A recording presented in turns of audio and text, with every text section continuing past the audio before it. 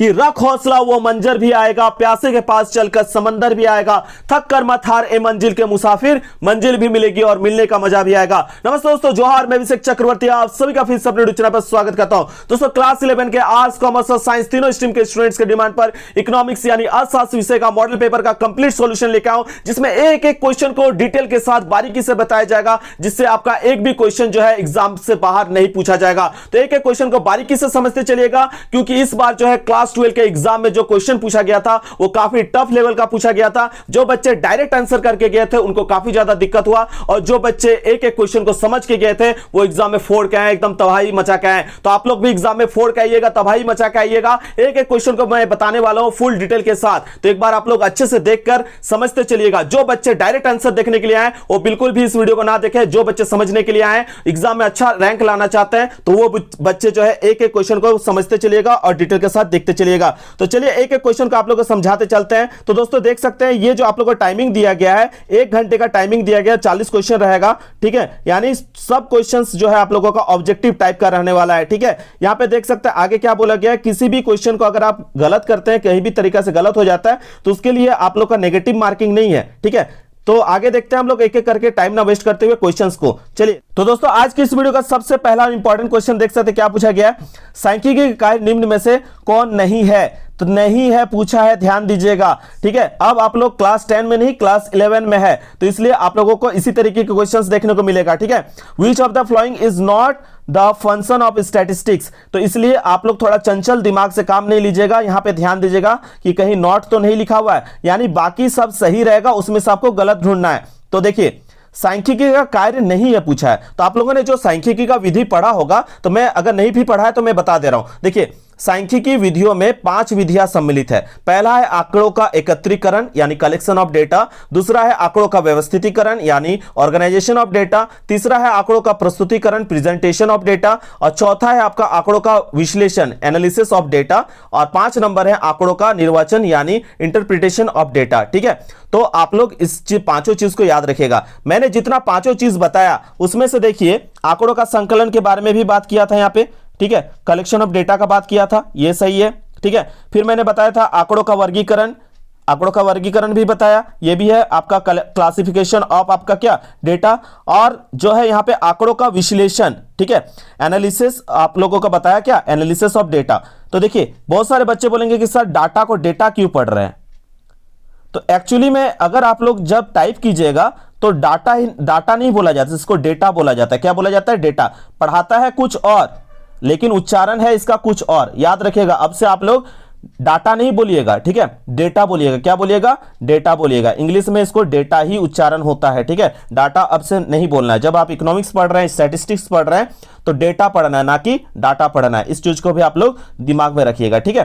तो यहां पे क्लियर हो गया। तो ये तीनों का तीनों चीज जो है यहां पे आपने पढ़ा, इसके 5 विधियों में से था। जबकि आंकड़ों का पूर्वानुमान जो है ये नहीं था, यानी फोरकास्टिंग ऑफ डेटा नहीं था, ठीक है। तो यहां पे नहीं पूछा था, इसलिए आपका ऑप्शन डी जो होगा करेक्ट हो जाएगा, ठीक है। चलिए जब स्टैटिस्टिक्स का बात आ ही गया है तो और कुछ इंपॉर्टेंट क्वेश्चंस पर बात करते हैं जो प्रीवियस ईयर में आप लोगों से पूछे जा चुके हैं, ठीक है। क्योंकि आप लोगों का पूरा निचोड़ के एकदम पूछा जा रहा है क्वेश्चंस को, तो आप लोगों को वो भी समझ के जाना है। तो देखिए स्टैटिस्टिक्स यानी सांख्यिकी जो है आप लोग देख रहे हैं, अंग्रेजी के स्टैटिस्टिक्स शब्द हिंदी से अभिप्राय क्या होता है, उसका सांख्यिकी होता है। स्टैटिस्टिक्स का हिंदी मीनिंग क्या होता है, सांख्यिकी होता है। याद रखिएगा कि स्टैटिस्टिक्स शब्द की उत्पत्ति जो है लैटिन भाषा के जो है स्टेटस शब्द से हुआ है। कौन सा शब्द से हुआ है, स्टेटस लिख दे रहे हैं हम लोग, ठीक है, STATUS, स्टेटस शब्द से हुआ है। ये किस भाषा से हुआ है, लैटिन। कौन सा भाषा का मैंने बात किया, लैटिन भाषा से हुआ है, ठीक है। लैटिन भाषा के स्टेटस शब्द से हुआ है। अगर लैटिन भाषा के अलावा दूसरा भाषा पूछे, जैसे कभी कभी इटालियन भाषा पूछ देता है, क्या पूछता है, इटालियन। तो इटालियन अगर बोले, इटालियन शब्द बोले, तो इटालियन शब्द में स्टैटिस्टिटा कहते हैं, ठीक है, ऐसे स्टैटिस्टा। इटालियन में बोलता तो स्टैटिस्टा, ठीक है। और जर्मन भाषा में बोले तो इसको भी नोट कर लीजिएगा, जर्मन भाषा के शब्द में इसको स्टैटिस्टिक्स कहते हैं, ठीक है, स्टैटिस्टिक कहते हैं। आप लोग की स्क्रीन पर दिख जाएगा, ठीक है, जिसका अर्थ होता है क्या, राजनीतिक क्षेत्र। देखिए सांख्यिकी शब्द का जो है प्रयोग सर्वप्रथम 1749 में, ठीक है, 1749 में जर्मन के लेखक गाटफ्राइड एकेनवाल, ठीक है, गाटफ्राइड एकेनवाल ने किया था। इनका नाम याद रखेगा। सांख्यिकी का शब्द का प्रयोग सबसे पहले गाटफ्राइड एकेनवाल ने किया था, इसलिए उन्हें सांख्यिकी का जन्मदाता कहा जाता है। तो अगर आपसे क्वेश्चन पूछा जाए सांख्यिकी का जन्मदाता किसे कहा जाता है, तो याद रखिएगा गाटफ्राइड एकेनवाल को कहा जाता है। ठीक है, जितने सारे बच्चे ध्यान से सुने नीचे कमेंट कीजिए कि सांख्यिकी का पिता किसे कहा जाता है, नीचे कमेंट कीजिएगा, ये इंपॉर्टेंट क्वेश्चन है। ठीक है, इसके बाद दोस्तों क्वेश्चन नंबर 2 देख सकते हैं क्या पूछा गया। श्याम लकड़ी से जो है फर्नीचर का निर्माण जो है बिक्री के उद्देश्य से करता है। तो यहां श्याम क्या है, यानी Shyam makes furniture to sell, Shyam makes कर रहा, बना रहा है क्या फर्नीचर, तो श्याम क्या है। तो देखिए श्याम अगर कोई चीज, कोई भी इंसान अगर कोई चीज का निर्माण करता है, कोई भी व्यक्ति कुछ बनाता है, तो उसे हम लोग क्या कहते हैं, उत्पादक प्रोड्यूसर कहते हैं। क्या कहते हैं, उत्पादक प्रोड्यूसर कहते हैं। ठीक है, याद रखिएगा। तो यहाँ पे बहुत सारे बच्चे जो है साइंस और जो आर्ट्स वाले उनको दिक्कत होगा, लेकिन कॉमर्स वाले बच्चे इसका फटाक से आंसर भी दे दिए थे यहाँ पे। ठीक है, आप लोग को जो है क्लास 9 में आप लोगों ने पढ़ा है कि आर्थिक क्रियाएं कितने प्रकार की होती है। ठीक है, इकोनॉमिक एक्टिविटी कितना टाइप्स का होता है, नीचे कमेंट करके बताइएगा। ये आप लोगों ने क्लास 9 में ऑलरेडी पढ़ा हुआ है। ठीक है, आप लोग देखते हैं कितने सारे बच्चे इसका करेक्ट आंसर देते हैं। क्वेश्चन नंबर 3 भी इंपॉर्टेंट क्वेश्चन है। आंकड़ों का संग्रह करने वाला व्यक्ति क्या कहलाता है। ठीक है, तो देखिए बोला है a person who collects data is known as, तो उसको हम कहते हैं गणनाकार। उसको क्या कहते हैं हम लोग, गणनाकार, इन्यूमरेटर कहते हैं। उसको क्या कहते हैं, इन्यूमरेटर कहते हैं। याद रखिएगा, a person who collects data is known as enumerator कहते हैं। उसको क्या कहते हैं, इन्यूमरेटर कहते हैं। यानी प्राथमिक समंकों का संकलन करता गणक कहलाता है। The collection of primary data is called enumerator. ठीक है, याद रखिएगा इस चीज को भी, ऐसे भी क्वेश्चन दिया जा सकता है। क्वेश्चन नंबर 4, स्वतंत्र भारत में पहली जनगणना किस वर्ष हुई थी। तो स्वतंत्र भारत में बोला है, पहली बार नहीं बोला है। भारत में पहली बार बोलता तो उसका आंसर अलग होता। यहां पे स्वतंत्र भारत में बोला है। क्या बोला है, स्वतंत्र भारत में, यानी इंग्लिश में देख लीजिए, in which year the first census was done in the independent India. तो देखिए अगर निरंतर बोला जाता तो भारत में 1881 के बाद से जो है प्रत्येक 10 वर्ष बाद जनगणना की जाती थी। लेकिन स्वतंत्र भारत बोला है तो स्वतंत्र कब हुआ भारत, 1947 में हुआ है, और 1947 के बाद 10 साल पूरा होगा तब ना। ठीक है, तो स्वतंत्र भारत में 1947 के बाद हमारा देश आजाद हुआ था 15 अगस्त 1947 पे। तो 15 अगस्त 1947 के बाद अगर देखिएगा कब हुआ था जनगणना, आपका हुआ था 1951 में। कब हुआ था, 1951 में। स्वतंत्र भारत बोला है इसीलिए पहली जनगणना अगर डेट दिया था तो 1881 से होता, लेकिन यहाँ स्वतंत्र भारत बोला है तो इसलिए आपका होगा 1951 जो होगा करेक्ट आंसर होगा। स्वतंत्र भारत, स्वतंत्रता के पश्चात जो है सन 1951 में प्रथम बार जनगणना की गई थी, इसको याद रखिएगा। तो यहाँ पे इंडिपेंडेंट इंडिया बोला है तो आपका 1951 जो होगा करेक्ट आंसर होगा। ठीक है, अभी जो जनगणना हुआ है वो कौन सा साल वाले जनगणना को लेकर हम लोग चल रहे हैं, नीचे कमेंट करके बताइएगा। ठीक है, नेक्स्ट क्वेश्चन की ओर चलते हैं। समय के अनुसार समूहित किए जाने वाले आंकड़ों के वर्गीकरण को कहते हैं। तो समय के अनुसार यहां पे क्या लगा है, समय। ठीक है, आप लोग एक पढ़े हैं, ये बहुत बड़ा टॉपिक है, लेकिन आप लोग एक ट्रिक से याद कर सकते हैं। समय जो है बात कर रहे हैं हम लोग, तो समय के हिसाब से क्या बनाते थे आप लोग, टेंस। क्या बनाते थे, टेंस बनाते थे। ठीक है, और टेंस को शुद्ध हिंदी में क्या कहते थे, काल। क्या कहते थे, काल। ठीक है, तो यहां पे इस चीज को रिलेट करके भी आप इसका आंसर को दे सकते हैं कि समय के अनुसार जो सामूहिक किए जाने वाले आंकड़े के वर्गीकरण को क्या कहते हैं। तो उसको काल कहीं पे आपको दिख रहा है, एकदम दिख रहा है, कालानुक्रमिक वर्गीकरण, ये जो होगा करेक्ट आंसर होगा। ठीक है, क्रोनोलॉजिकल क्लासिफिकेशन इसको इंग्लिश में कहते हैं। जब आंकड़ों का वर्गीकरण अवधि, काल, यानी अवधि या काल मतलब क्या हो गया, वर्ष में, महीना में, सप्ताह में के अनुसार जो आपका किया जाता है, तब उसे समय अनुसार वर्गीकरण कहते हैं, क्रोनोलॉजिकल क्लासिफिकेशन कहते हैं। फिर से सुन लीजिएगा, जब आंकड़ों का वर्गीकरण अवधि या काल यानी आपका क्या हो गया, वर्ष, महीना, सप्ताह आदि के अनुसार किया जाता है तो उसे समय अनुसार वर्गीकरण कहते हैं, क्रोनोलॉजिकल क्लासिफिकेशन कहते हैं। इस चीज को याद रखिएगा। देखिए इससे रिलेटेड क्वेश्चन पूछा जाएगा कि आपका वर्गीकरण के मुख्य विधियां क्या है, मैन मेथड्स ऑफ क्लासिफिकेशन, इनमें से कौन कौन है। तो आपको याद रखना होगा ना, आपके बुक में दिया हुआ है। पहला है जियोग्राफिकल क्लासिफिकेशन, यानी हो गया आपका भौतिक जो है आपका वर्गीकरण। दूसरा अभी जस्ट आप लोगों ने देखा जो आपको क्वेश्चन में दिया गया कालानुक्रमिक जो है आपका क्लासिफिकेशन, यानी कालानुक्रमिक जो है वर्गीकरण, यानी इसको कहते हैं क्रोनोलॉजिकल क्लासिफिकेशन। तीसरा है याद रखिएगा गुणात्मक आपका वर्गीकरण, यानी हो गया आपका क्वालिटेटिव, आपका हो गया क्वालिटेटिव क्लासिफिकेशन। और हो गया आपका चौथा जो है आपका संख्यात्मक, यानी क्वांटिटेटिव और न्यूमेरिकल क्लासिफिकेशन। ठीक है, तो ये कुछ आपको 4 टाइप जो है आपको याद रखना है वर्गीकरण की मुख्य विधियां। ठीक है, मुख्य रूप से 4 आप याद रखिएगा ही एग्जाम के लिए। चलिए नेक्स्ट क्वेश्चन दिया गया है, निम्न किस वर्ग का माध्य बिंदु का मान ज्ञात किया जाता है। तो किसी वर्ग के जो है माध्य बिंदु का मान जो है ज्ञात किया जाता है, यानी आपको पूछ रहा है फॉर्मूला क्या होगा। Mid point of any class can be calculated by. तो क्वेश्चन नंबर जो 6 है इसका आंसर याद रखिएगा, ऑप्शन जो होगा यहाँ पे आपका बी बिल्कुल करेक्ट होगा। क्यों करेक्ट होगा भैया, आप लोगों ने रूल पढ़ा हुआ है क्या, मिड वैल्यू बराबर, यानी मिड पॉइंट का अगर आपको निकालना है वैल्यू तो क्या होता है, मिड वैल्यू बराबर L1 प्लस L2 बाय 2 निकालते हैं ना। ठीक है, एवरेज करके, तो ये आप लोग याद रखिएगा। ठीक है, तो यानी क्या है यहाँ पे ऐसा कहां पे आपको दिख रहा है कि उच्च वर्ग सीमा।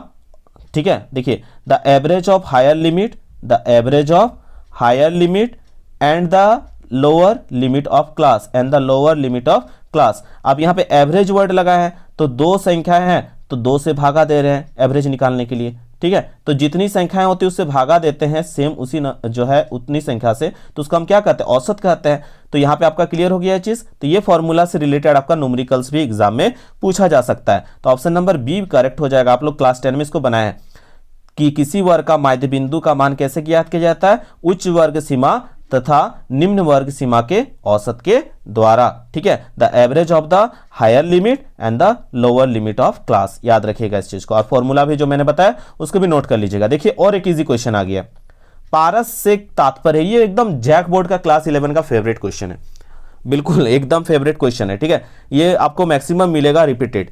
तो देखिए पारस मतलब क्या होता है, व्हाट डज रेंज मीन। तो इसका सीधा सीधी आपको आंसर एकदम देखने को मिल जा रहा है, ऑप्शन बी, अधिकतम एवं न्यूनतम प्रेक्षणों के बीच अंतर। ठीक है, डिफरेंस बिटवीन, यहां पे देख लीजिए लिखा हुआ है difference between maximum and minimum observation. ठीक है, किस किस के बीच का, मैक्सिमम और मिनिमम और ऑब्जर्वेशन के बीच का। ठीक है, तो आपके पास कुछ डेटा यहां पे आपको दिख रहा होगा 77। ठीक है, एक डेटा यहां पे आप लोग को शो हो रहा होगा 77, एक क्वेश्चन देते हैं। ठीक है, 77, 89, 92, 64, 78, 95 और 82, इसका आपको निकालना है रेंज अगर क्वेश्चन दे एग्जाम में। चूंकि यहाँ पे दे दिया है ना आप लोगों को पारस से रिलेटेड टॉपिक, तो हो सकता है इससे रिलेटेड मैथ भी निकालने के लिए दे आपको। तो कैसे निकालिएगा इसका रेंज, तो मैंने अभी जस्ट आप लोग को रूल बताया कि रेंज बराबर क्या होता है, large value minus small value होता है ना। तो रेंज बराबर लार्ज वैल्यू, तो ये जितना भी मैंने संख्या बताया इसमें से लार्ज सबसे ज्यादा जो बड़ा नंबर है वो कौन है, 95।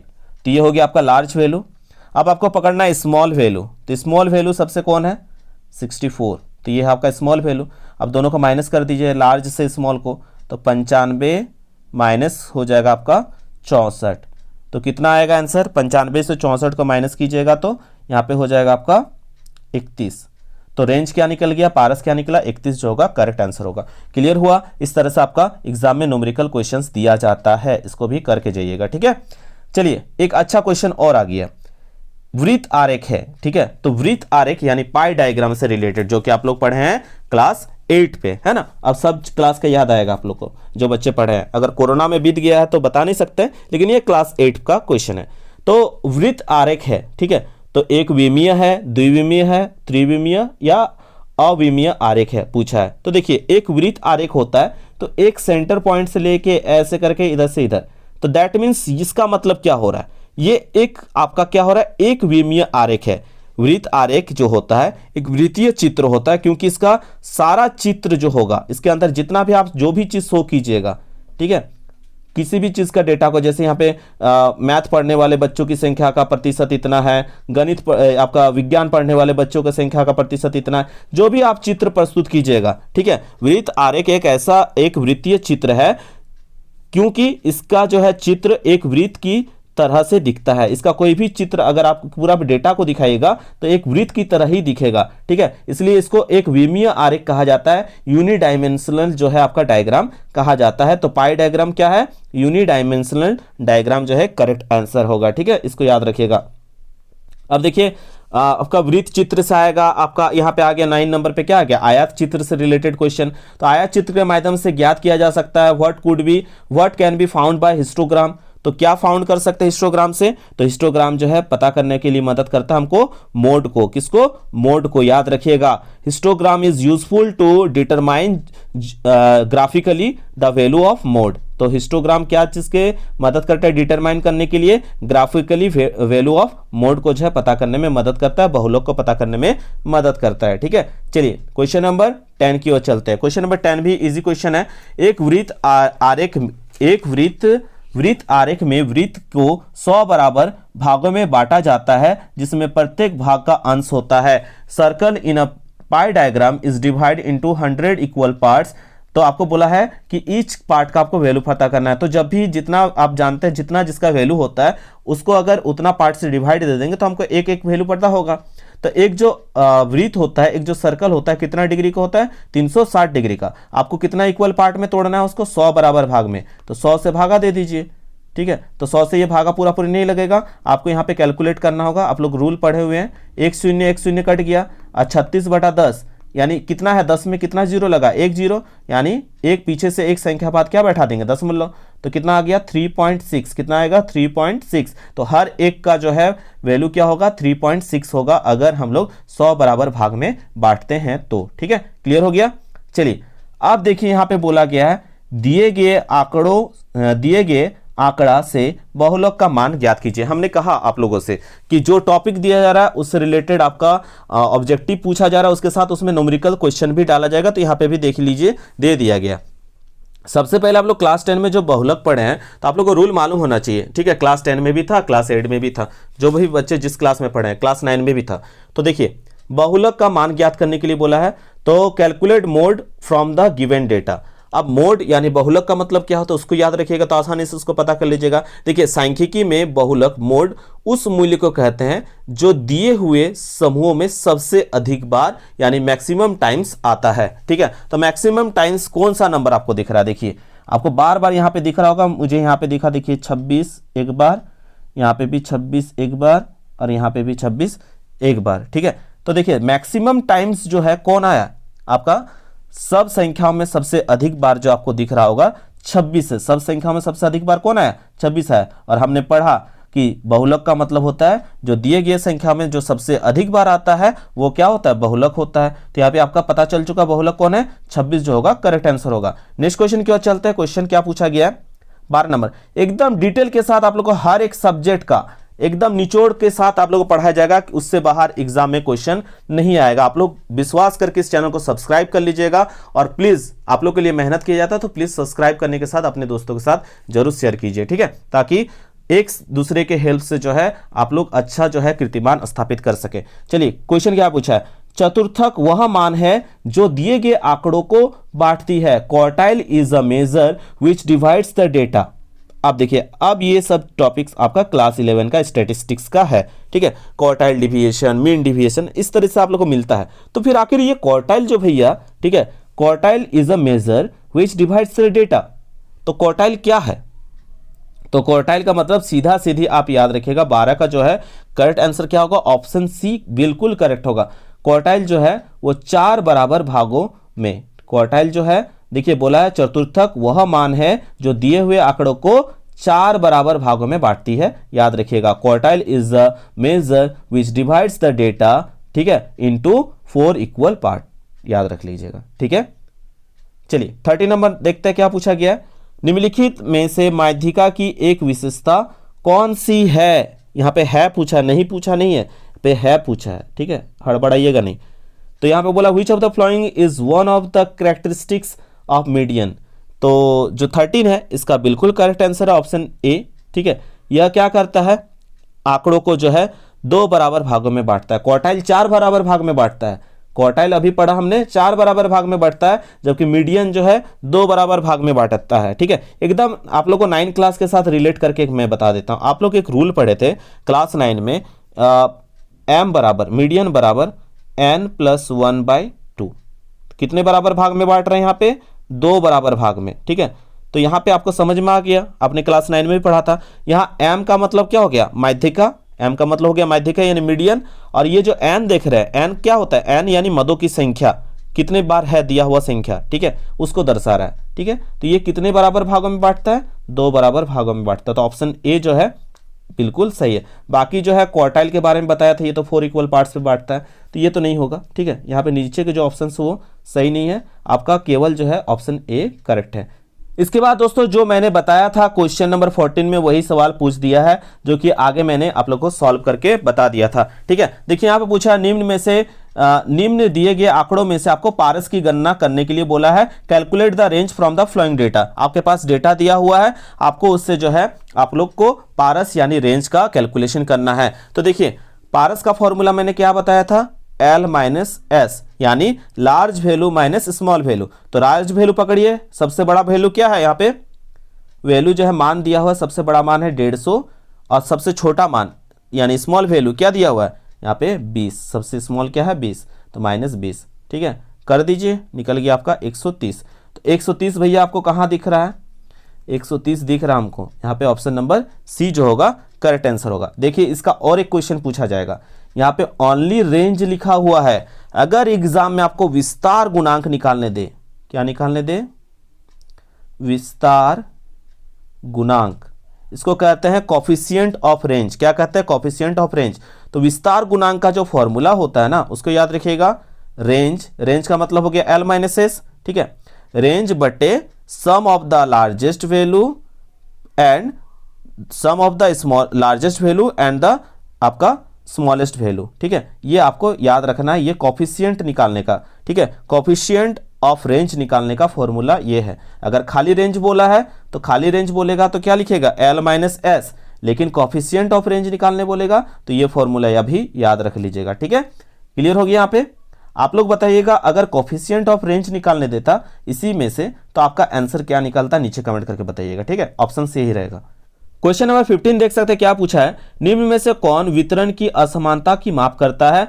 विच of the flowing measures inequality of आपका डिस्ट्रीब्यूशन। तो यहाँ पे आपका लॉरेंज कर्व जो होगा करेक्ट आंसर होगा। ठीक है दोस्तों, याद रखिएगा लॉरेंज कर्व के बारे में कि आप लोगों ने अपीकरण यानी डिस्पर्जन जो चैप्टर है उसमें पढ़ा है, जिसमें हम लोगों ने जितना भी मेथड पढ़ा था उसमें सबसे पहले क्या करते थे? कैलकुलेशन करते थे, फिर टेबल बनाते थे, फिर आंसर निकालते थे। लेकिन जो लॉरेंज जो आप लोगों ने लॉरेंज का जो मेथड पढ़ा था उसमें कैलकुलेशन तो करते थे, लेकिन हम लोग उसका आंसर को कैसे रिप्रेजेंट करते थे? ग्राफिकली रिप्रेजेंट करते थे। क्यों? क्योंकि हम सभी जानते हैं कि graph is the best method of representation, यानी ग्राफ जो होता है अट्रैक्टिव होता है, जो किसी को भी अपनी तरफ आकर्षित कर सकता है। तो ये जो है डॉक्टर लॉरेंज के द्वारा ये कर्व के बारे में बताया गया था वो सबसे पहले, याद रखिएगा। तो ये इनइक्वालिटी डिस्ट्रीब्यूशन पूछा, तो इसलिए आपका ऑप्शन सी जो होगा करेक्ट आंसर होगा। इसके बाद दोस्तों क्वेश्चन नंबर 16 देख सकते हैं, क्या पूछा गया है? दिए गए आंकड़ा से जो है आपको मानक विचलन की गणना करना है। Calculate standard deviation from the flowing data. तो ये आपका डेटा दिया हुआ है इंडिविजुअल सीरीज से। तो यहां प्रश्न में हमें स्टैंडर्ड डिविएशन निकालने के लिए बोला है, और वो भी जो क्वेश्चन में जो आंकड़ा दिया हुआ है वो इंडिविजुअल सीरीज यानी व्यक्तिगत श्रृंखला में दिया हुआ है। इसके अतिरिक्त हमें कुछ नहीं दिया है। ठीक है, तो इसमें जो हम लोग वैल्यू का यूज करेंगे वो एक्चुअल वैल्यू होगा, क्योंकि आपके पास अलग से तो कोई आंकड़ा दिया हुआ है नहीं, एकदम सीरियली दे दिया है, व्यक्तिगत आंकड़ा दिया हुआ है, इंडिविजुअल सीरीज में दिया हुआ है। ठीक है, तो चलिए इसका आप लोग जानते हैं स्टैंडर्ड डिविएशन का जो एक फॉर्मूला होता है, स्टैंडर्ड डिविएशन को कैसे लिखते हैं हम लोग? इस सिंबल से यूज करते हैं, ये वाला सिंबल। इसका फॉर्मूला होता है सिग्मा स्मॉल एक्स स्क्वायर यानी छोटा वाला एक्स का स्क्वायर बाय एन। ठीक है, याद रखिएगा। तो यहां जो आप स्मॉल एक्स देख रहे हैं ना, ये छोटा वाला एक्स देख रहे हैं, यहां स्मॉल एक्स निकालने का जो तरीका होता है, जो वैल्यू दिया हुआ है, ठीक है, उसमें एक्स में से एक्चुअल मीन यानी एक्चुअल जो आपका माध्य जो होगा उसको घटाने के बाद स्मॉल एक्स को प्राप्त कर लेंगे। कैसे? देखिए, ये छोटा वाला एक्स जो अगर निकालना है तो ये जो आंकड़ा दिया है इसको बड़ा एक्स बोलते हैं, इसको क्या बोलते हैं? बड़ा वाला एक्स मानते हैं। ठीक है, और उसमें से आपको किसका मान को घटाना है? ये जो आंकड़ा दिया है इससे आपको क्या निकालना है? माध्य निकालना है। तो जो आंकड़ा दिया है उससे माध्य निकाल के आप निकाल सकते हैं छोटा वाला एक्स को। चलिए इसको सॉल्व करके आप लोग बताते हैं, आप लोग क्लियर हो जाएगा सारा चीज। तो सबसे पहले स्टेप्स याद रखिएगा। स्टेप्स सबसे पहले हम लोग लिखते हैं सीरियल नंबर, ठीक है। फिर लिखते हैं जो आपके पास जो आंकड़ा दिया हुआ है यहाँ पे क्वेश्चन में, ठीक है, ये व्यक्तिगत श्रृंखला ये में दिया हुआ है इंडिविजुअल सीरीज में, तो इसको हम लोग बोलते हैं कैपिटल एक्स। इसको किससे दिखाएंगे? बड़े वाले एक्स से लिखेंगे, ठीक है। तो देखिए यहाँ पे कैपिटल एक्स पे लिख दिए, दिख रहा होगा आपको, ठीक है। यहाँ पे लिख दिए 4, 5, 6, 7, 8 सारा लिख दिए। अब उसके बाद मैंने क्या कहा कि फॉर्मूला में आप लोगों को छोटा एक्स का जरूरत पड़ेगा। तो छोटा एक्स निकालने का फॉर्मूला में क्या है कि बड़ा एक्स से जो है माध्य यानी मीन का मान को क्या करना, माइनस करना है। तो दैट मीन्स आपको पहले माध्य निकालना होगा ना। तो माध्य निकालने के लिए पहले एक्स को हम लोग जोड़ लेते हैं। तो एक्स को जोड़िएगा तो क्या बोलिएगा, सिग्मा एक्स, ठीक है। तो टोटल जोड़िएगा तो आ गया 30। तो चलिए माध्य निकालते हैं सबसे पहले। तो माध्य बराबर क्या होता है, सिग्मा एक्स बाय जो नंबर दिया है उससे उसको भागा कर देते हैं। तो टोटल कितना नंबर दिया था, टोटल अगर नंबर हम लोगों ने देखा तो टोटल कितना नंबर है, 5 गो नंबर है ना। तो टोटल 5 से हम उसको डिवाइड दे देंगे। तो 6 पचे 30, तो 5 का पहाड़ा में 6 बार में कट गया, यानी आपका माध्य जो है आपको पता चल गया कितना, 6 है, ठीक है। तो छोटा x निकालने के लिए मैंने क्या बोला कि जो आपका x दिया है उससे जो आपका माध्य का वैल्यू आया, माध्य का वैल्यू कितना था 6, उसको माइनस करते जाइएगा, आपको छोटा वाला x मिलते जाएगा। तो देखिए यहाँ पे 6 दिया हुआ ना, तो 6 और यहाँ पे बड़ा वाला x का मान पहले क्या दिया था 4, तो 4 में से 6 घटाइएगा तो -2 आएगा। फिर 5 में से 6 घटाएंगे तो -1 आएगा। 6 में से 6 जाएगा तो 0, 7 में से 6 जाएगा तो 1 और 8 में से 6 जाएगा तो 2 आ गया। अब कुछ नहीं करना है, जो आपको यहाँ पे छोटा वाला x का जो भी आपको मान मिला उसका स्क्वायर निकाल दीजिए, उसका क्या कीजिए स्क्वायर, ठीक है, यानी वर्ग निकाल दीजिए। तो माइनस माइनस क्या हो जाएगा, प्लस हो जाएगा, -2 गुना -2, माइनस माइनस क्या होगा, प्लस होगा ना। तो 2 दूनी कितना हो जाएगा 4, ठीक है। उस तरह से 1 को अगर 2 बार गुना कीजिए, 1000 बार गुना कीजिए तो 1 ही होगा। 0 को भी 1000 बार गुना कीजिए, 0 ही होगा। फिर 1 का स्क्वायर फिर क्या होगा, 1 होगा, और 2 का स्क्वायर क्या हो गया, 4 हो गया। अब कुछ नहीं करना है, इसको भी आपको जोड़ना है, इसको भी क्या करना है, जोड़ना है, क्योंकि फॉर्मूला में आपको एक्स स्क्वायर का जरूरत है। तो ये टोटल करेंगे तो इसको क्या कहेंगे, सिग्मा एक्स स्क्वायर। इसको जोड़िए तो आगे आपका कितना 10, कितना आ गया 10। अब आपको क्या निकालना है, जो निकालने बोला उसको फॉर्मूला बैठाइए और निकाल दीजिए स्टैंडर्ड डेविएशन। स्टैंडर्ड डेविएशन को कैसे लिखते हैं, किस सिंबल से सूचित करते हैं, इसको मैंने बताया ये वाला, देखिए ऐसे है ना। तो स्टैंडर्ड डेविएशन का फॉर्मूला आपको पता है, sigma x square by n. कौन वाला एक्स स्क्वायर, छोटा वाला है ना। तो छोटा वाला का मैंने सिग्मा एक्स स्क्वायर का मान तो निकाल लिया यहाँ पे 10, तो 10 बैठा दिए। और एन कितना था, टोटल नंबर कितना है 5, तो 5 से भागा दे दीजिए। तो कितना आएगा, कितना आ जाएगा, 5 का पहाड़ा में 2 बार में 10 है ना। तो √2, और √2 का मान आप लोग को याद होगा 1.14 जो है करेक्ट आंसर है, ठीक है। तो यहाँ पे जहाँ पे भी 1.14 मिला आपका वो करेक्ट आंसर हो जाएगा। बिल्कुल आसानी से इसी तरह से बनाइएगा, आप लोग का आंसर आ जाएगा, ठीक है। आप लोग नीचे बताइएगा, अगर मैं यहाँ पे चलिए चेंज कर देते हैं आंकड़ा को, यहाँ पे 7 है ना, यहाँ पे मैं 8 की जगह यहाँ पे कर देता हूँ, यहाँ पे 8 की जगह फिर से मैं यहाँ पे डाल देता हूँ आप लोगों का 10, ठीक है। यहाँ पे 10 कर देते हैं। तो बताइएगा कि इसका आंसर क्या आएगा, नीचे कमेंट करिएगा, ठीक है।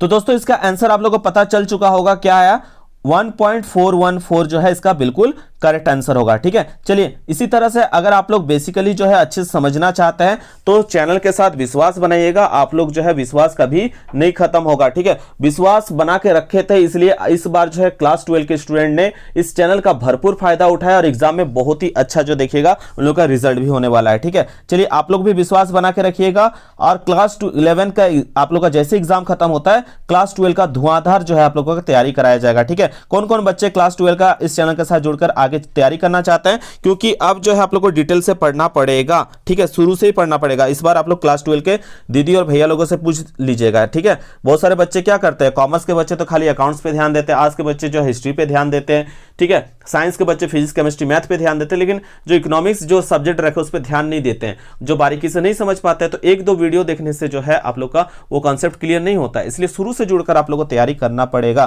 तो जो बच्चे तैयारी करना चाहते हैं तो मैं एक चैप्टर को एक क्वेश्चन को आप लोग डिटेल से करवाऊंगा, ठीक है, विश्वास रखिएगा। दोस्तों इसके बाद नेक्स्ट क्वेश्चन देख सकते हैं, क्वेश्चन नंबर 17।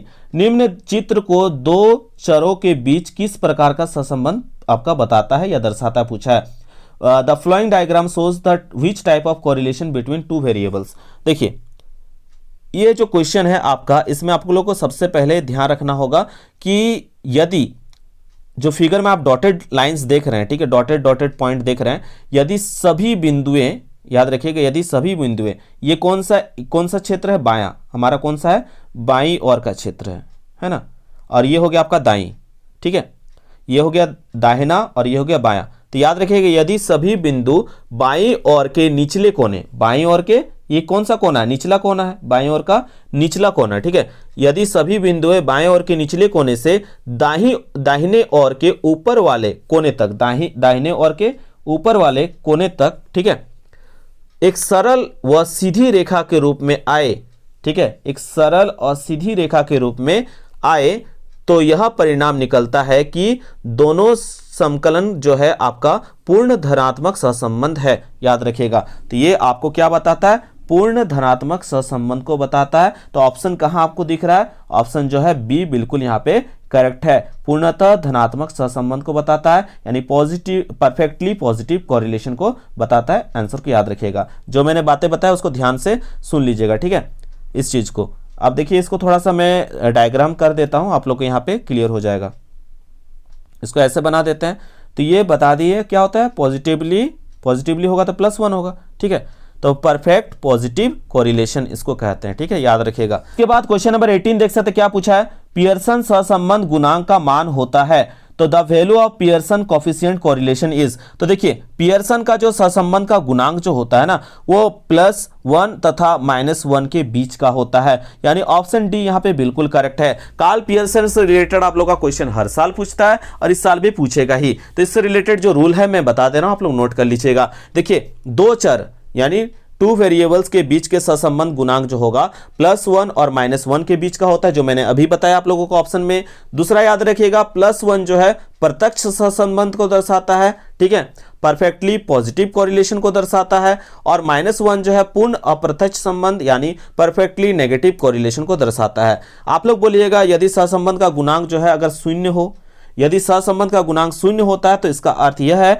कि गैर सहसंबंध यानी नो कोरिलेशन होगा। अगर 0 होगा तो दैट मींस नो कोरिलेशन होगा, याद रखिएगा अगर क्वेश्चन में पूछा जाए तो। ये तीनों पॉइंट्स को आप लोग याद कर लीजिएगा। इसके बाद दोस्तों क्वेश्चन नंबर 19 देख सकते हैं, क्या पूछा गया है, कीमत सूचकांक क्या मापता है, what does price index major. तो बिल्कुल ऑप्शन नंबर 1 जो है यहाँ पे आपका करेक्ट आंसर है। आधार वर्ष की तुलना में वर्तमान वर्ष की कीमतों में औसत परिवर्तन को ये मापता है।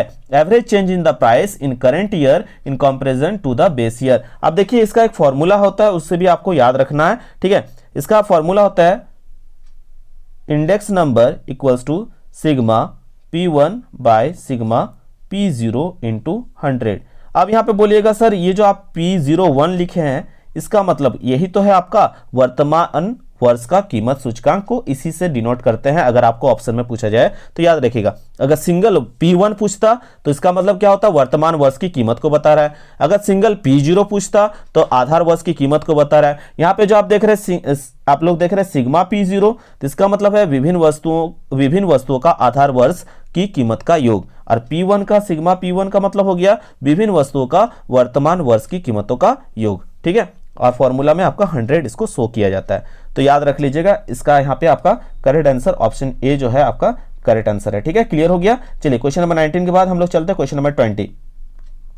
अब देखिए यहाँ पे अलग अलग लोगों ने अलग अलग तरीके के मेथड्स दिए हैं, जिसमें पास्चेज का जो है पासे का मूल्य सूचकांक में भार के रूप में किस मान को लिया जाता है। तो किस मान का हम लोग यूज करते हैं, the price index of Paasche's, the value is taken as weight, ठीक है। तो इसका जो रूल है याद रखिएगा, यह पद्धति जो है पास्चेज का जो मेथड है, यह पद्धति चालू वर्ष की मात्रा को भार के रूप में स्वीकार करती है। और इन्होंने जो है इंडेक्स निकालने के लिए हम लोग क्या लिखे, P01 लिखते हैं, लेकिन पास्चेज का जो फॉर्मूला था सिग्मा P1 Q1 था, और यहाँ पे सिग्मा P0 क्या Q1 इंटू 100।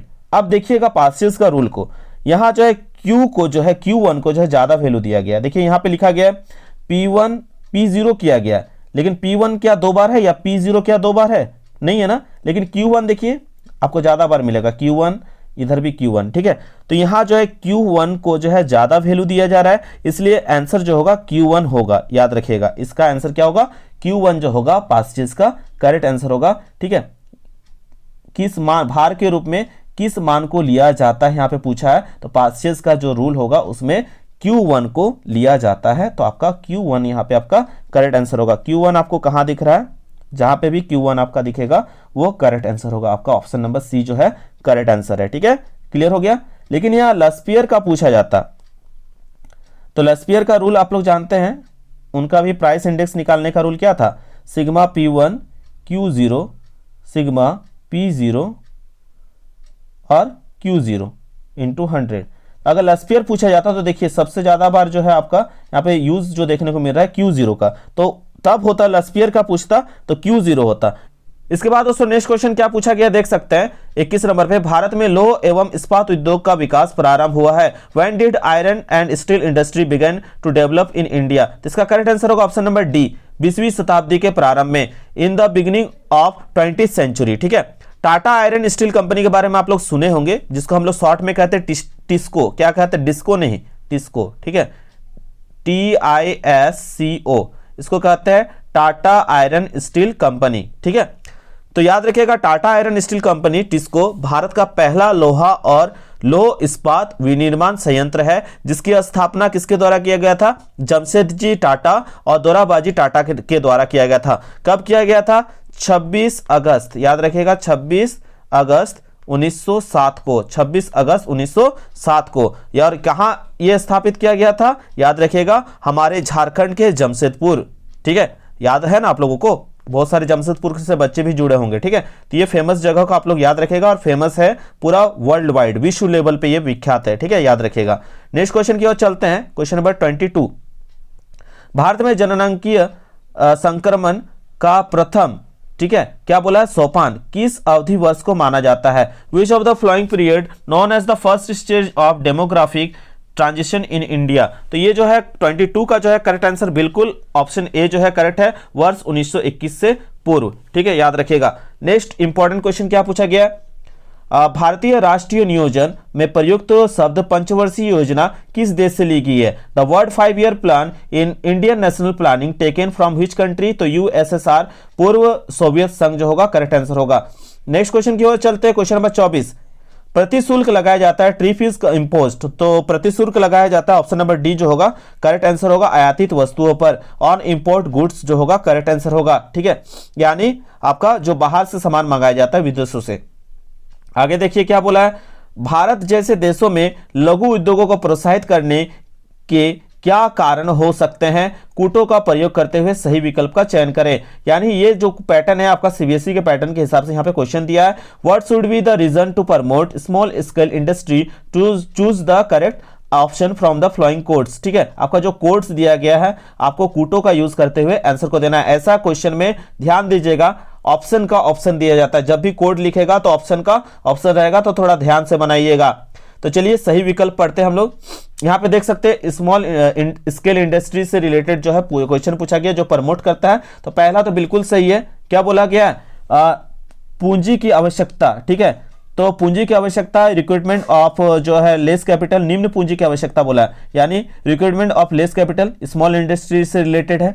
चलिए नेक्स्ट पॉइंट देखते हैं, अधिक रोजगार सृजन करने में सक्षम, यानी छोटे छोटे अगर व्यवसाय होगा तो अधिक रोजगार करने का भी क्या होगा, अपॉर्चुनिटी ज्यादा होगा। Capable to generate more employment opportunities. ठीक है, ये भी सही है। लेकिन तीसरा वाला अगर पढ़ते हैं हम लोग यहाँ पे, तो देखिए तीसरा वाला पे क्या लिखा है, बड़े उद्योगों के साथ प्रतिस्पर्धा करने में सक्षम। अगर स्मॉल इंडस्ट्री तो बड़े उद्योग के साथ कैसे प्रतिस्पर्धा कर सकता है। ठीक है, ये तो बिल्कुल ही यहाँ पे ऑप्शन जो है 3 गलत है। तो यहाँ पे आप लोगों को समझ में आया, ऑप्शन 1 और 2 करेक्ट है, यानी ऑप्शन 1 और 2 करेक्ट है। तो ऑप्शन सी देखिए, जिसपे ऑप्शन 1 भी दिया, ऑप्शन 2 भी दिया, तो ये करेक्ट हो जाएगा। ठीक है, आगे देखिए क्वेश्चन पूछा गया है, ये जीके भी है और आप लोग का बुक का भी क्वेश्चन है। विश्व व्यापार संगठन का गठन किस वर्ष किया गया था। When was world trade organisation establish. तो याद रखिएगा विश्व व्यापार संगठन का स्थापना जो है 1995 में किया गया था, 1995 को किया गया था। पूरा डेट बता दे रहे हैं, याद रख लीजिएगा 1 जनवरी 1995 इसका पूरा डेट है। ठीक है, क्या है, विश्व व्यापार संगठन विश्व की सबसे प्रमुख मौद्रिक संस्था है, जो विश्व व्यापार के लिए जो है दिशा निर्देश को क्या करता है, जारी करता है। और इसका मुख्यालय जो है आपका कहाँ है, जेनेवा, जो कि कहाँ पे है, स्विट्जरलैंड में है। इसका मुख्यालय क्या है, जेनेवा में है, जो कि स्विट्जरलैंड में है, याद रखिएगा। ठीक है, चलिए नेक्स्ट क्वेश्चन की ओर चलते हैं। क्या पूछा गया है, नई आर्थिक नीति 1991 के 3 उपवर्ग क्या क्या है। तो आपका न्यू इकोनॉमिक जो पॉलिसी आया था उसमें क्या लाया गया था, LPG यानी लिबरलाइजेशन, यानी आपका क्या होगा, उदारीकरण, फिर पी का मतलब हो गया प्राइवेटाइजेशन यानी निजीकरण, और जी का मतलब हो गया ग्लोबलाइजेशन, यानी ये तीनों ही सही है, यानी ऑल ऑफ द अबव जो होगा करेक्ट आंसर होगा। इसको ट्रिक से याद रखिएगा, एलपीजी। ठीक है, नेक्स्ट क्वेश्चन की ओर चलते हैं। क्या पूछा गया है? निम्न वर्तमान में सार्वजनिक क्षेत्र के लिए सुरक्षित उद्योगों की संख्या है। देखिए, the number of the industries reserve for public sector at present industries of public sector are present are. ठीक है, तो देखिए पहले जब आपका एलपीजी आया था उससे पहले टोटल कितना था? इससे पहले 17 था, लेकिन इसके बाद आने के बाद जो है अभी केवल कितना रह गया? 3। कितना रह गया? 3। तो वर्तमान में सार्वजनिक क्षेत्र के लिए सुरक्षित उद्योग जो है उसकी संख्या कितनी है? केवल 3 है। वो 3 क्या क्या है याद रखिएगा। पहला है डिफेंस इक्विपमेंट, रक्षा उपकरण, ठीक है, जिसमें प्राइवेट वालों से कोई भी उसके साथ डील नहीं करेंगे। दूसरा है एटॉमिक एनर्जी, परमाणु ऊर्जा उत्पादन, और तीसरा है रेलवे ट्रांसपोर्ट यानी रेलवे परिवहन। तो अभी कितना है? 3 है, याद रखिएगा। ठीक है, नेक्स्ट क्वेश्चन की ओर चलते हैं। क्वेश्चन नंबर 29 क्या बोला है? भारत सरकार की ने शिक्षा का अधिकार अधिनियम किस वर्ष लागू किया? In which year government of India implemented right to education act. देखिए, राइट टू एजुकेशन एक्ट जो है अगर पूछता पास कब हुआ तो हम लोग लगाते 2009। क्या टिक लगाते? 2009। यहां पे पास होने का बात नहीं किया, लागू यहां पे डायरेक्ट बोल दिया लागू कब किया। तो लागू जो है आप याद रखिएगा, यहां पे दिया हुआ है नहीं वो ऑप्शन। लागू हुआ था आपका 1 अप्रैल 2010 को लागू हुआ था। ठीक है, याद रखिएगा 26 अगस्त, एक डेट में बता दे रहा हूं, यहां पे 2009 जब दिया ही है तो पूरा ही सुन लीजिए। 26 अगस्त 2009 एक डेट याद रखिएगा। 26 अगस्त 2009 को भारतीय संसद में पारित किया गया था किसको? आरटीई को, यानी राइट टू एजुकेशन एक्ट को, शिक्षा का अधिकार को। ठीक है, तो ये जो है शिक्षा का अधिकार के अधिनियम के रूप में जाना जाने लगा। लेकिन इसे जो है लागू कब किया गया? इस अधिनियम को 1 अप्रैल 2010 में इसको इंप्लीमेंट किया गया था। ठीक है, तो यहां क्वेश्चन पूछा जाना चाहिए था कि कब पारित किया गया। अगर यहां पे पारित पूछता तो हम बोलते 26 अगस्त 2009, लेकिन यहां पे बोला है लागू किया गया, तो लागू किया गया आंसर बोलना चाहिए था इनको 1 अप्रैल 2010। तो ऑप्शन में दिया नहीं है, तो चलिए कोई बात नहीं, आप लोग 2009 को ही टिक करके आइएगा। लेकिन यहां पे क्वेश्चन सुधारा जा सकता था कि कब पारित किया गया, कब पास किया गया, तो हम लोग 2009 टिक करते। ठीक है, और लागू किया गया लिखा रहेगा क्वेश्चन में, तो आप लोग का 2010 रहेगा, तो 2010 टिक कीजिएगा। ठीक है, इसके बाद दोस्तों क्वेश्चन नंबर 30 देख सकते हैं। क्या पूछा गया? विश्व विज्ञान अर्थव्यवस्था के श्रेष्ठ प्रयोग करने वाला देश माना जाता है। Which country is said to be the best user of world knowledge economy? तो किसे माना जाता है? आयरलैंड को माना जाता है, याद रखिएगा। आपके बुक में जो दिया है उसमें ये आंसर है। इसके बाद दोस्तों 31 नंबर क्वेश्चन देख सकते हैं। क्या बोला गया? मानव पूंजी के संदर्भ में निम्न कथन और कारण पर विचार कीजिए। ये देखिए, इस टाइप का क्वेश्चन आप लोगों का क्लास 12 में भी दिया गया, आप लोगों का भी दिया गया। Consider the flowing assertion and reason regarding human capital. तो देखिए, कथन को पढ़ना और कारण को पढ़ना, कौन एक दूसरे से रिलेशन रखता है वो भी आप लोग को समझ में आ जाएगा। पहला कथन को पढ़ते हैं, स्टेटमेंट को। मानव पूंजी अदृश्य होती है, ह्यूमन कैपिटल्स इज इनविजिबल। ठीक है, कारण क्या है दिया हुआ? देखिए, यह धारक मस्तिष्क में रची बसी है। It inculcated in the mind of barrier. तो देखिए, अगर देखें तो दोनों ही बात सही है, लेकिन हमने जब सेकंड नंबर कारण पढ़ा तो कारण पढ़ने पर जो है हमको पहला वाला कथन क्लियर हो रहा है। ठीक है, कारण को आर को पढ़ने से ए वाला चीज हमको क्लियर हो रहा है, तो दैट मीन्स दोनों सही है, और आर को पढ़ने से ए क्लियर हो रहा है। ऐसा ऑप्शन कहां है आपको खोजना होगा। तो देखिए ऑप्शन नंबर सी, देखिए ए और आर दोनों सही है, और मैंने क्या कहा? आर को पढ़ने से कौन सा चीज क्लियर हो रहा है? ए क्लियर हो रहा है ना, तो आर जो है ए की सही व्याख्या करता है। ऑप्शन सी जो होगा करेक्ट आंसर होगा। ऐसे आप लोग को दिमाग लगा के आप लोग को थोड़ा सा आंसर देना होगा। ठीक है, ऐसा टाइप का क्वेश्चन दिया जा रहा है। चलिए कोई बात नहीं, हम लोग प्रैक्टिस करेंगे आगे भी। अगर आप लोगों को डिमांड रहा तो इससे रिलेटेड और क्वेश्चंस लेके आएंगे आप लोगों को। ठीक है, ऑपरेशन फ्लड जो है उसका संबंध किससे है? तो देखिए, ऑपरेशन फ्लड जो है ना उसका संबंध है दुग्ध उत्पादन से, प्रोडक्शन ऑफ मिल्क से। ठीक है, याद रखिएगा। ऑपरेशन फ्लड का अन्य नाम क्या क्या है याद रखिएगा, इसको नोट कर लीजिए। जब क्वेश्चन दिया तो एग्जाम में भी दे सकता है। ऑपरेशन फ्लड का अन्य नाम है श्वेत क्रांति, दूध क्रांति, और अंग्रेजी में इसको कहते हैं व्हाइट रेवोल्यूशन। इसको अंग्रेजी में क्या कहते हैं? White revolution. इसका उद्देश्य क्या था इस क्रांति का? देखिए, डेयरी उद्योग से जुड़े किसानों के विकास की ओर उन्मुख करना, दुग्ध उत्पादन में क्या करना? वृद्धि करना और ग्रामीण क्षेत्र के आय में क्या करना, वृद्धि करना, और उसके साथ ही उपभोक्ताओं को उचित दाम पर दूध की उपलब्धता कराना। भारत में श्वेत क्रांति का अगर जनक पूछा जाए तो याद रखिएगा क्या है नाम, डॉक्टर वर्गीज कुरियन। क्या नाम है उनका, डॉक्टर वर्गीज कुरियन, डॉक्टर वर्गीज कुरियन नाम है, याद रखिएगा। भारत में श्वेत क्रांति के जनक कहा जाता है या संस्थापक कहा जाता है डॉक्टर वर्गीज कुरियन को, ठीक है। चलिए, और डॉक्टर वर्गीज कुरियन ने ही जो है, आप लोग जो अमूल दूध पीता है इंडिया, आपने सुना है, वो अमूल कंपनी का भी जो है एस्टेब्लिश करने वाले संस्थापक जो है आपका वर्गीज कुरियन ही है, याद रखिएगा नाम को, ठीक है। क्वेश्चन नंबर 33 पे चलते, क्या पूछा गया देखिए, बोला है पर्यावरण मित्र प्रौद्योगिकी का संबंध निम्न में से किसका है, eco friendly technology is related to. तो इसका जो है 33 का करेक्ट आंसर है ऑप्शन नंबर ए, ठीक है। कृषि में जैविक खाद के प्रयोग से, कृषि में जैविक खाद के प्रयोग से, यूज बायो कंपोस्ट इन फार्मिंग, ठीक है। क्वेश्चन नंबर 34 देख सकते हैं, क्या पूछा गया, भारत में अधिकांश श्रमिकों के रोजगार का जो है स्रोत निम्न में से क्या है, what is the main source of employment for the labours of India. तो भारत में जो है रोजगार का स्रोत सबसे ज्यादा आपको कहां से देखने को मिलता है, प्राथमिक क्षेत्र से। क्यों, क्योंकि अधिकतर लोग जो है आपका कृषक होते हैं, किसान है, भारत में अधिकतर लोग क्या है, किसान है, और किसान किस क्षेत्र से रिलेटेड रखते हैं, प्राथमिक क्षेत्र से, ठीक है। चलिए नेक्स्ट क्वेश्चन की ओर चलते हैं। 35 में क्या बोला गया, 35 नंबर पे, निर्माण मजदूर जो है निम्न में से क्या कहलाते हैं। तो निर्माण मजदूर के बारे में पूछा है, कंस्ट्रक्शन वर्कर से रिलेटेड क्वेश्चन पूछा है। जो कंस्ट्रक्शन वर्कर होता है ना, वो दिहाड़ी मजदूरी यानी हर दिन के मजदूरी जो मिलता है उनको एक आपका लिमिटेड पैसा दिया जाता है, जिसके हिसाब से वो जब काम करेंगे उस दिन का उन्हें पैसा दिया जाता है, काम नहीं करेंगे पैसा उन्हें नहीं दिया जाएगा, ठीक है।